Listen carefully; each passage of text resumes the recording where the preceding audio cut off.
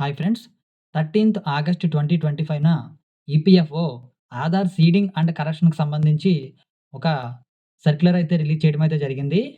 ఈ వీడియోలో ఈ సర్క్యులర్‌లో వచ్చిన అప్డేట్స్ గురించయితే పూర్తి వివరాలైతే తెలుసుకుందాం. ఈ సర్క్యులర్‌లో ముఖ్యంగా 4 ఇంపార్టెంట్ అయిన విషయాల గురించయితే చెప్పడం అయితే జరిగింది. ఇక్కడ మనం చూసినట్లయితే further in all cases where the name, gender and date of birth as available in the UAN matches exactly with those in Aadhaar, then the member can approach his her employer who can seed Aadhaar with the UIN of the member through KYC functionality available in the employer portal. No separate approval as such is required from EPFO. ఇక్కడ మనం చూసినట్లయితే UAN నంబర్‌కి Aadhaar link లేకుండా ఉండి యూఏఎన్‌లో అదే విధంగా ఆధార్‌లో name, gender and date of birth అనేది సేమ్ ఒకే విధంగా ఉన్నట్లయితే వాళ్ళు ఎంప్లాయర్ దగ్గరికి వెళ్లి వాళ్ళ ఎంప్లాయర్ దగ్గరికి అంటే హెచ్ఆర్ దగ్గరికి వెళ్లి ఎంప్లాయర్ పోర్టల్‌లో ఉన్న కేవైసీ ఫంక్షనాలిటీ ఆప్షన్ ద్వారా ఈ ఆధార్ సీడింగ్ అనేది చేసుకునే అవకాశం అయితే కల్పించడం అయితే జరిగిందని చెప్పేసి మనకైతే ఇక్కడ చెప్పడం అయితే జరిగింది ఈపీఎఫ్ఓ నుండి. ఇదైతే చాలా పెద్ద అప్డేట్ అయితే చెప్పొచ్చు. ఎందుకంటే ఇంతకుముందు మనకి ఆధార్ సీడింగ్ చేసుకోవాలంటే ఎంప్లాయర్ తర్వాత ఫీల్డ్ ఆఫీస్‌కి కూడా వెళ్ళాల్సి ఉండేది. కానీ ఇప్పుడు ఆ ఆప్షన్ అయితే తీసివేయడం జరిగింది. ఈ అప్డేట్ అనేది చాలా మంచి అప్డేట్ అని చెప్పుకోవచ్చు. నెక్స్ట్ అప్డేట్ చూసినట్లయితే in case of mismatch in any of the fields of name, gender and date of birth between UAN as well as Aadhaar for the members, the employer can file the request for rectification of the above fields through the joint declaration functionality. ఇక్కడ మనం చూసుకున్నట్లయితే ఒకవేళ UAN నంబర్‌లో ఉన్న details అంటే మనకి name గాని, gender గాని, అదే విధంగా డేట్ ఆఫ్ బర్త్ గాని రాంగ్ ఉన్నట్లయితే ఆధార్‌కి, యూఎన్‌కి రెండిటి డిఫరెన్స్‌గా ఉన్నట్లయితే మీరు ఎంప్లాయర్ దగ్గరికి వెళ్లి ఎంప్లాయర్ పోర్టల్ నుండి ఆన్‌లైన్ జాయింట్ డిక్లరేషన్ ఫంక్షనాలిటీని ఉపయోగించుకొని మీ డీటెయిల్స్ అనేవి చేంజ్ చేసుకునే అవకాశం అయితే కల్పించడం అయితే జరిగింది. ఇదొచ్చి సెకండ్ పాయింట్. ఇదైతే చాలా ఇంపార్టెంట్ అని చెప్పుకోవచ్చు. ఎందుకంటే మాక్సిమం అందరికి కూడా ఎక్కువ మంది ఆధార్ సీడింగ్ లేని వాళ్ళందరికీ కూడా డీటెయిల్స్ అనేది రాంగ్ అయితే ఉండడం అయితే జరుగుతుంది. కాబట్టి ఫస్ట్ ఆఫ్ ఆల్ మీరు డీటెయిల్స్ అనేవి రాంగ్ డీటెయిల్స్ అన్నిటిని కరెక్ట్ చేసుకొని తర్వాత ఆధార్ సీడింగ్ చేయించుకున్నట్లయితే ఆటోమేటిక్‌గా మీకు ఆధార్ లింక్ అనేది అవ్వడం అయితే జరుగుతుంది. ఇది కూడా మీకు చాలా ఇంపార్టెంట్ అప్డేట్ అనే చెప్పుకోవచ్చు.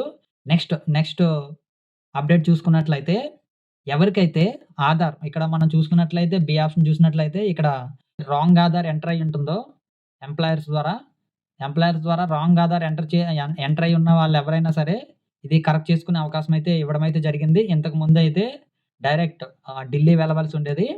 కానీ ఇప్పుడు ఈ ఆప్షన్ అయితే మనకి సింప్లిఫై చేయడం అయితే జరిగింది. కాకపోతే ఈ ఆప్షన్‌ని ఎంప్లాయర్ పోర్టల్ నుండి జాయింట్ డిక్లరేషన్ ద్వారా రిక్వెస్ట్ పెట్టుకున్నట్లయితే ఆ రిక్వెస్ట్ అనేది రీజనల్ ఆఫీస్‌కైతే వెళ్ళడం జరుగుతుంది.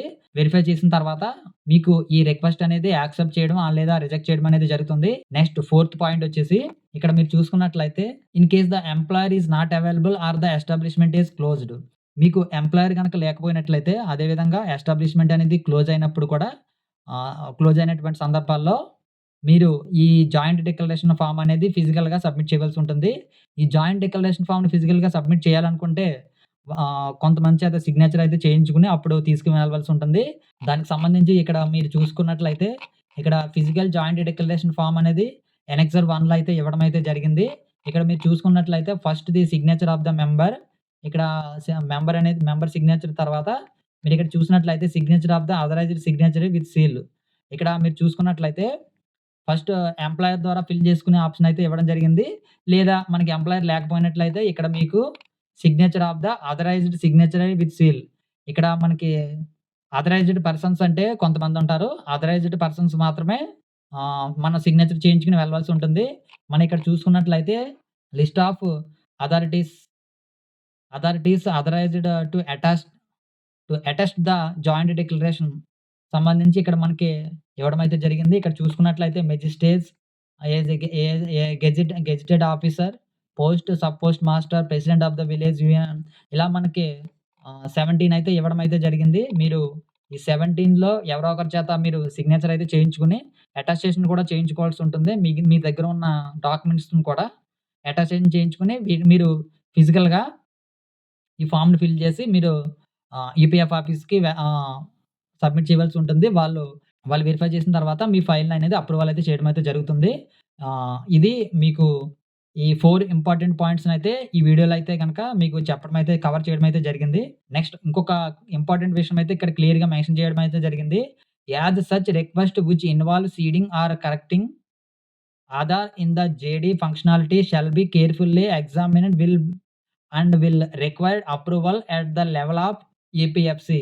మనకిక్కడ మీకు ఏ ఏ ఏపీఎఫ్‌సి లెవెల్‌లో దీనికి సంబంధించిన వెరిఫికేషన్ అయితే జరుగుతుంది. జెన్యూనా కాదని జెప్పేసి చెక్ చేయడం అయితే జరుగుతుందని జెప్పేసి మీకు ఇక్కడ క్లియర్‌గా మెన్షన్ చేయడం అయితే జరిగింది. ఇక్కడ ఇంకొక విషయం అయితే క్లియర్‌గా స్పష్టంగా చెప్పడం అయితే జరిగింది. Request for changes in already Aadhaar verified cases should not be allowed. డైరెక్ట్‌గా మీరు ఆధార్ నంబర్‌తో ఏమైనా క్రియేట్ చేసిన వాళ్ళకి ఆల్రెడీ వెరిఫైడ్ అనే వస్తుంది.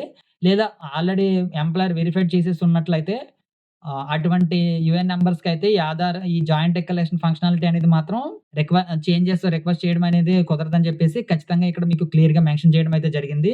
ఈ విషయాన్ని గమనించాలి. ఇది ఈ రోజుటి వీడియో. ఈ వీడియో మీకు నచ్చినట్లయితే ఖచ్చితంగా లైక్ చేయండి. మీరు లైక్ చేయడం వల్ల ఇటువంటి ఇంపార్టెంట్ విషయాలు ఎక్కువ మందికి రీచ్ అవ్వడం అయితే జరుగుతుంది. సో, ప్లీజ్ లైక్ అయితే చేయండి. అదే విధంగా ఇప్పటివరకు మన ఛానెల్ సబ్స్క్రైబ్ చేయని వాళ్ళు ఎవరైనా ఉంటే ఖచ్చితంగా సబ్స్క్రైబ్ అయితే చేయడం మాత్రం మర్చిపోవద్దు. Thank you for watching.